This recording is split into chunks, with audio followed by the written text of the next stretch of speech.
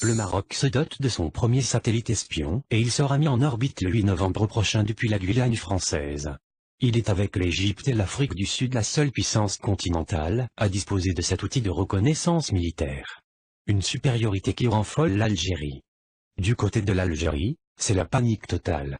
Et pour cause, le Maroc va bientôt avoir son satellite espion, titre France Inter, sur son site dans un article consacré à ce premier bijou technologique marocain qui sera mis en orbite le 8 novembre prochain depuis Kourou, en Guyane française, Amérique du Sud, et piloté directement depuis le Maroc, depuis une salle d'opération spatiale installée non loin de l'aéroport de Rabat.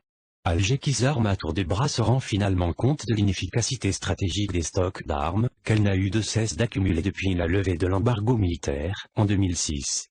Avec ce satellite, les Marocains pourront tous avoir des positions de l'armée algérienne et de celles des insurgés sahraouis au Sahara occidental, explique en effet France Inter, relevant que le royaume, avec l'Égypte et l'Afrique du Sud, est désormais la seule puissance militaire continentale à disposer de cet outil de reconnaissance militaire ultra sophistiqué.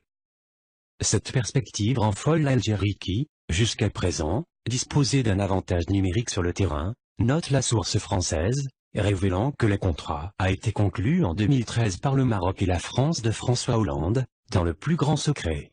Il a coûté au royaume chérifien la bagatelle de 500 millions d'euros et sera placé en orbite à 695 km d'altitude, précise la même source. Un beau bébé d'une tonne, capable d'observer une bande de terre large de 800 km de large en haute résolution, c'est-à-dire à 70 cm près, fait valoir encore France Inter, relevant que le Maroc a deux ennemis et un ami trop pressant. Ces deux ennemis sont l'Algérie et les Sahraouis, pointe l'auteur de l'article, citant également les Espagnols, qui ne sont pas du tout, mais alors pas du tout rassurés. L'Espagne est le seul pays européen à encore disposer de territoires en Afrique, en l'occurrence au Maroc, les enclaves de Ceuta et Melilla, de villes garnisons au nord du Maroc. Mais aussi d'un chapelet d'îles et de pignons rocheux collés à la rive marocaine, indique-t-il encore. Et d'ajouter, l'Espagne de son côté, n'a pas ses moyens d'observation. Elle a bien des parts dans les satellites espions français Helio, mais pas plus de 2,5%. Autrement dit, elle peut utiliser 2,5% du temps spatial de ce satellite. Or, quand ils en ont eu besoin, la France a fait la fine bouche. C'était en 2002, à propos d'un îlot espagnol appelé Perogil occupé quelques jours par le Maroc. Impossible d'avoir des images satellites pour raisons techniques, ont répondu les Français.